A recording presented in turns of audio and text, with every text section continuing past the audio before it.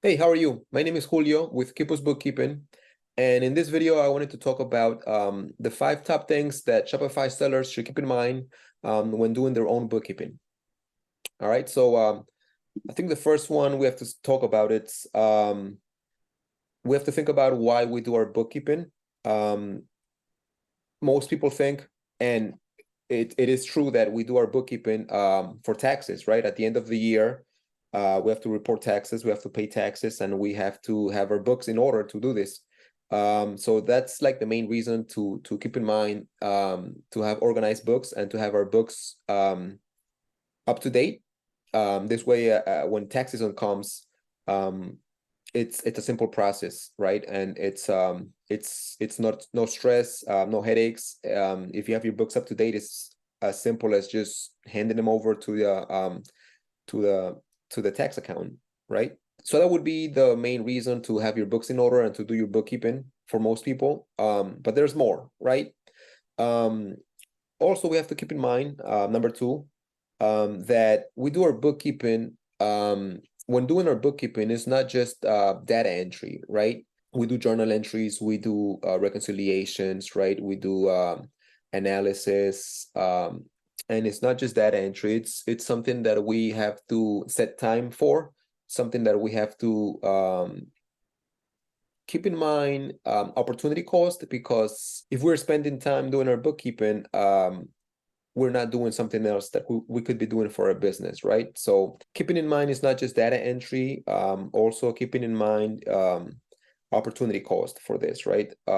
So number three would be if we're doing our own bookkeeping, specifically Shopify sellers, I think we have to set up, it's important to set up systems and procedures, right?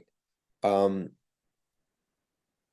we have to know what we're doing. We have to know like sort of like an outlines, almost like a step-by-step process. This way, when we sit down and do our books, we're not just willy-nilly doing it, right? We have systems in place. When this happens, we do this. When that happens, we do that, right? And we know what to do first and second and third and so on. This way,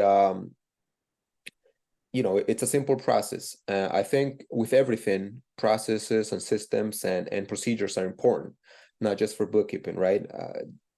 Mainly for everything, we have to have processes and procedures just to be efficient, right? And that's the case with bookkeeping as well.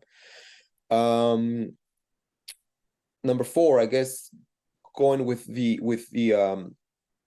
expanding on procedures and processes, the bookkeeping workflow is very important, right? So I'll show you a workflow for the specifically for e-commerce bookkeeping for Shopify sellers.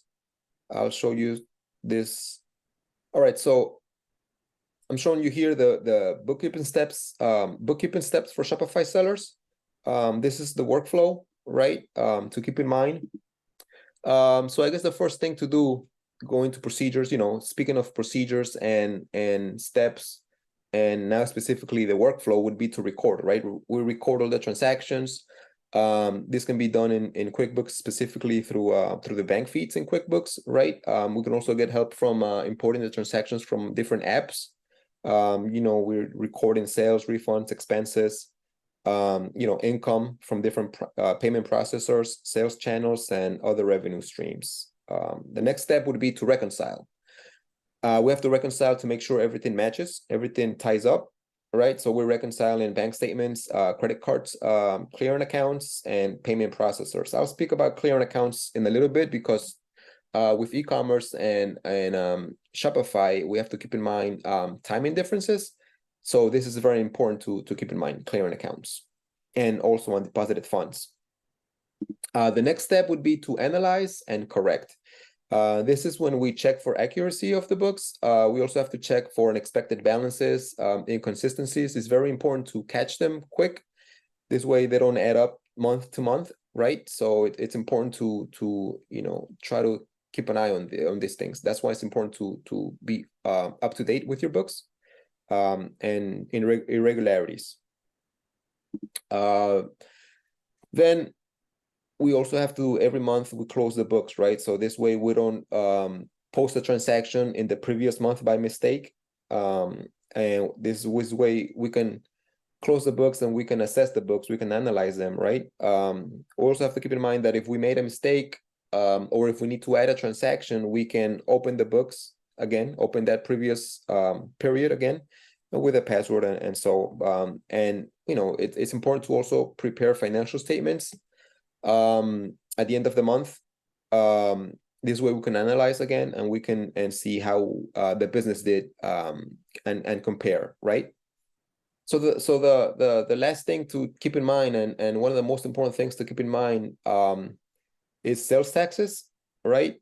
We have to collect, file, and remit sales taxes for all the states. Different states have different regulations. We have to keep in mind Nexus. We have to be on top of when we create Nexus, because some states have you create Nexus, well, physical Nexus by being there, right? If you operate in that state, you create physical Nexus, or if you have an office or inventory in that state. But also economic Nexus, if you do, different states have different regulations, but an example would be if you do 100 transactions in a state, that would create Nexus, or if you do 200,000 in sales, that can create Nexus. So we have to keep that in mind. Also, going back to the previous thing to keep in mind is that we have to dedicate time to this.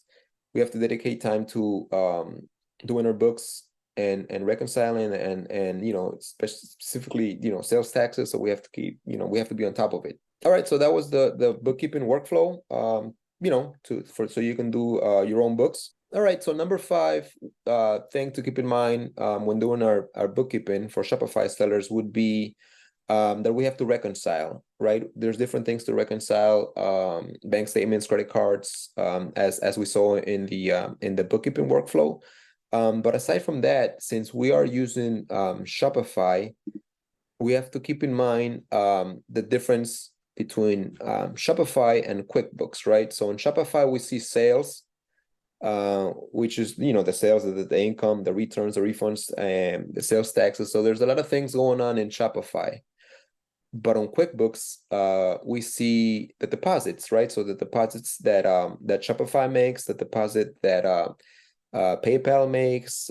We could be using Stripe. We could be using different accounts, and that's where clearing accounts come in, right? So we have to keep this in mind. You know, we have to reconcile payment processors. We have to reconcile sales. We have to reconcile pretty much everything that all the transactions that come in, right? Because there's a difference between the sales, and there's a difference between how much is deposited in our bank. So if we take a look at this one, I mentioned clearing accounts before. Let me just show you this image, which is an example of timing differences, right? To keep in mind for Shopify e-commerce bookkeeping, right? So we could see that on day 1, we had 2,500 in sales, right? And let's say there were $500, you know, dollars in discounts, and we had $100 in refunds, right? So that it was 1,900 on day 1 for sales. On day 2, the payment processor processes the payment, right? And we see that on day 3, we have a deposit of $1,850 net of fees and $50 Stripe fee, right? So we have to reconcile this, and that's where you know, clearing accounts come in. That's you know, that's why it's good to keep on top of it, and that's why it's something important to keep in mind when doing your own bookkeeping. Clearing accounts and timing differences. Here we also use undeposited funds, right?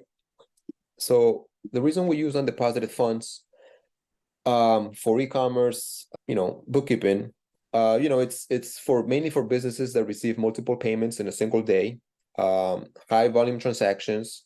We use them because it's easier to manage and track the transactions, and it saves time and increases accuracy in the bookkeeping process.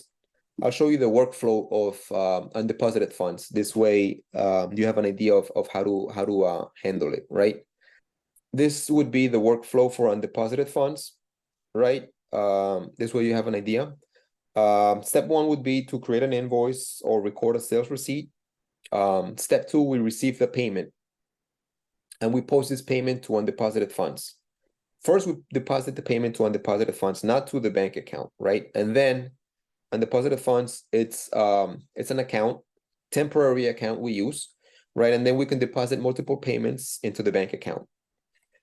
So that's really the workflow for undeposited funds. I just wanted to show you that really quick. And so this way you have an idea of the top things to keep in mind when doing your own books, right? And I guess I'll give you a bonus one. The bonus would be inventory and cost of goods, right? We're selling on Shopify or different platforms, right? So we have to keep in mind inventory because we're selling goods, right? On Shopify or different platforms like Amazon or eBay. You could also sell Facebook or in Walmart. We have to keep in mind inventory. We have to track inventory. We have to keep in mind cost of goods, right? So make sure that you're keeping that in mind as well. So summarize again, make sure that you're doing your books for tax purposes, right? So at the end of the year, you could just simply hand your books to the CPA and they'll be happy because everything's ready, just ready to file, right? Basically. Keep in mind that bookkeeping is not just data entry. Also that you have to keep in mind opportunity cost, keep in mind procedures, systems, make sure you have a dedicated time, you have dedicated procedures, you have processes to keep in mind. I also give you the workflow to do your bookkeeping. Also, don't forget to reconcile all the payment processors, the Shopify differences between, the Shopify and the deposits, sales and deposits, right? And lastly, the bonus one was inventory and cost of goods. My name is Julio with Keepos Bookkeeping. And if you have any questions regarding e-commerce, bookkeeping, any questions regarding Shopify workflow for bookkeeping, I can help you out. Drop a comment in the comment section below with your question, and I'll be sure to get back to you. Or maybe I can even do a video around that, just to answer your question. I'm sure maybe other people have the same question. If you want to reach me, I'll also put a link below where you can reach me. But yeah, that's basically it. The top 5 things to keep in mind when you're doing your own bookkeeping. I'll see you in the next video.